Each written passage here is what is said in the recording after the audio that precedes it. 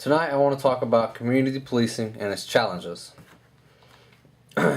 First, the definition.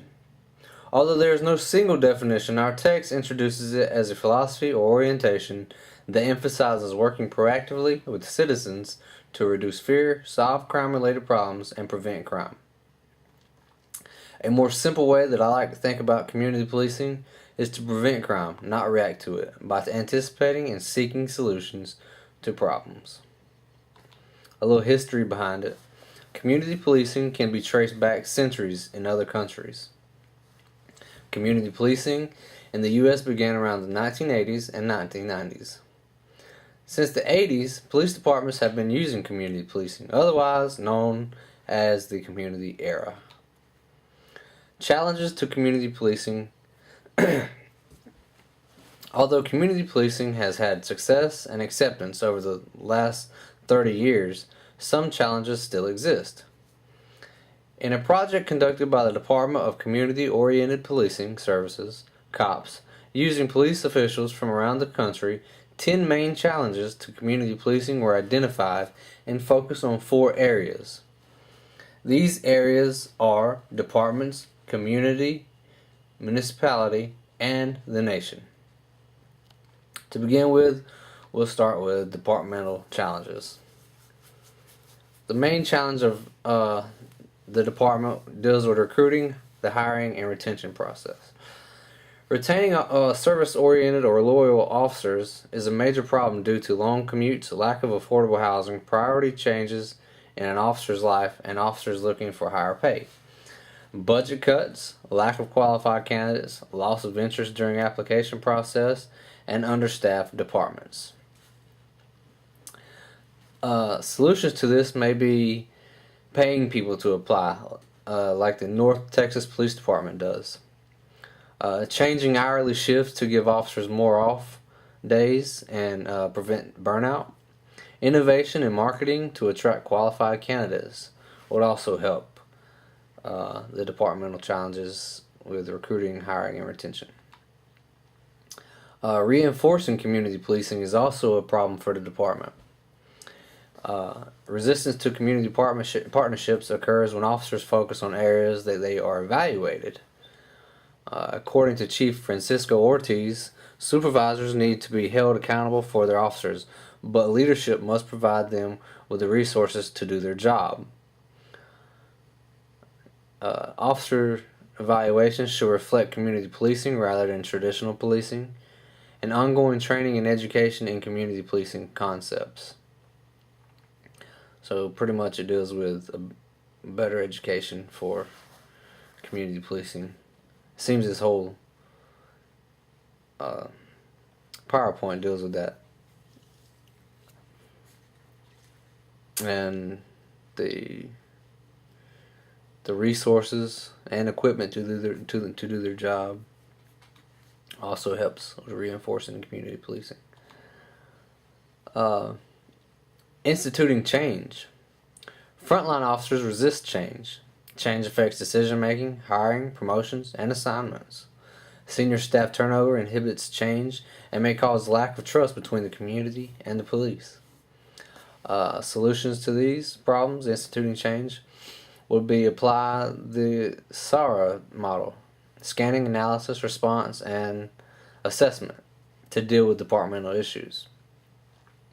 Training in community policing concepts for all officers, hiring more educated and service-oriented officers. Once again, there's the education and training for community policing. Disengaged communities. Busy schedules keep people from being involved. Everyone knows how that is. Some departments do not have ways to stay connected to the community, and departments cannot hold communities accountable for their responsibilities, but the communities can obviously hold departments accountable for their responsibilities. Solutions to these will be agency websites that can keep the communities up to date, better partnerships with the media, build trust through programs like civilian review boards, citizen patrols, citizen police academies, and ride-alongs, Involving the youth is critical in successful community policing. Other ways to build trust are to get rid of beat rotations and use the 4 dimensions of trust. These are shared priorities, competency, dependability, and respect.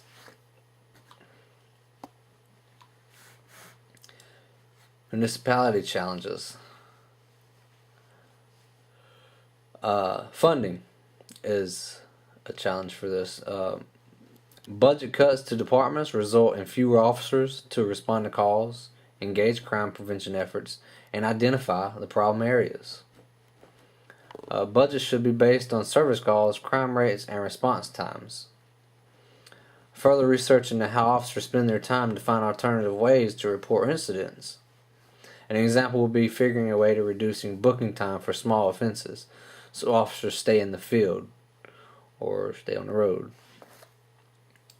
An example of that would be the Memphis Police Department has actually, for small misdemeanor crimes, they'll actually give the person like a kind of like a ticket, and they'll have to go do it themselves. I guess go up there to the police department themselves by a certain date to get their court date and I guess their punishment, whatever that may be.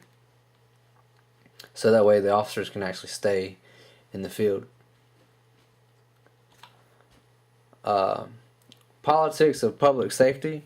Local leaders push for quick fixes to public safety issues. This causes problems. New leaders want to put their own plans in place for public safety, regardless of the existing plans, and those existing plans may be successful or being successful. Chiefs are being pushed into reactive instead of proactive policing. Because of this, chiefs cannot get the leaders to understand the long-term efforts and value of community policing. These local leaders, they don't have education on this community policing, so obviously that'd be a solution. Educating leaders on how community policing works and how their public policies can be detrimental to community policing, and educate local leaders and chiefs on community policing so they may understand the roles that they play in the community and community policing efforts. So education is a big part of this for everyone in order for it to be successful.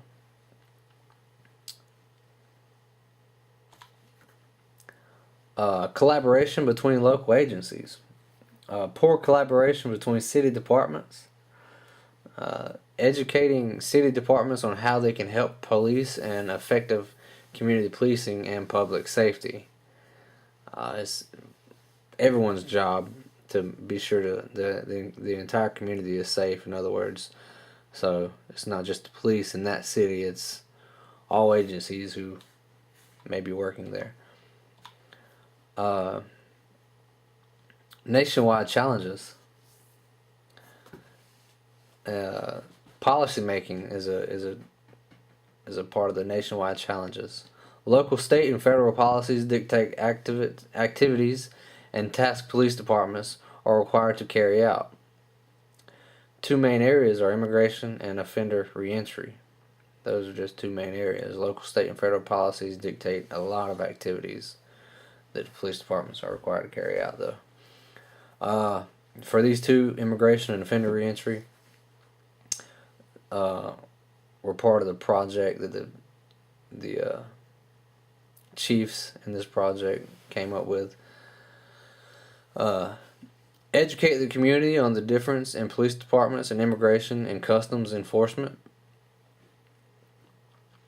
Social service providers and criminal justice agencies need to work together to reduce the likelihood of relapse by past offenders. So that takes care of offender reentry, and the education on the difference in police departments and immigration customs enforcement would take care of the immigration issue. A lot of times immigration, they won't, you can't build trust with the police department because of certain things the police department have to deal with is because of state and federal, especially federal policies with these immigration laws.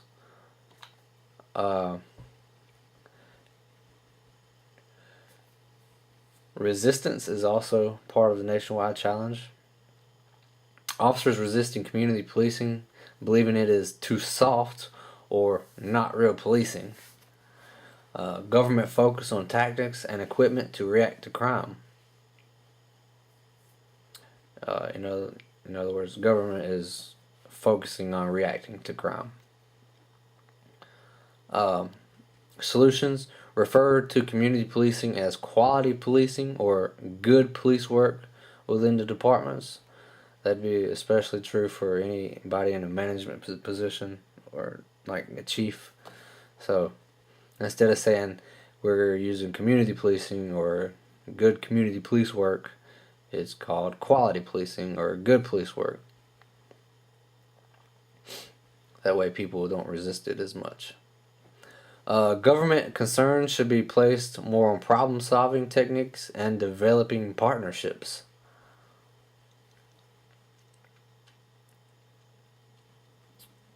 Instead of being focused on reacting to crime.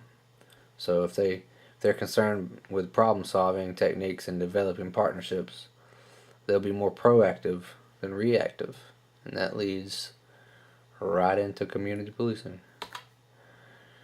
The news media is part of a nationwide challenge.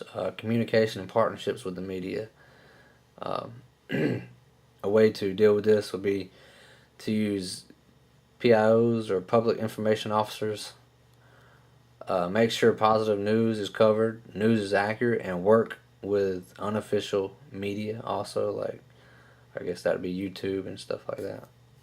Any part of the internet that you can put it out there on, because people trust those. People trust that. Accurate and timely news creates community trust and confidence in the police. So that also leads to community policing. Anytime trust and education for leaders, the police, everyone, the community. Networking would be, I guess, a way to do that. Put it out there. What community policing is and how it helps and how it works. It really, is it.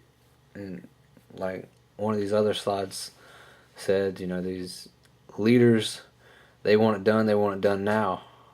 Well, community policing, that takes time and work. But that is my PowerPoint, and these are my references.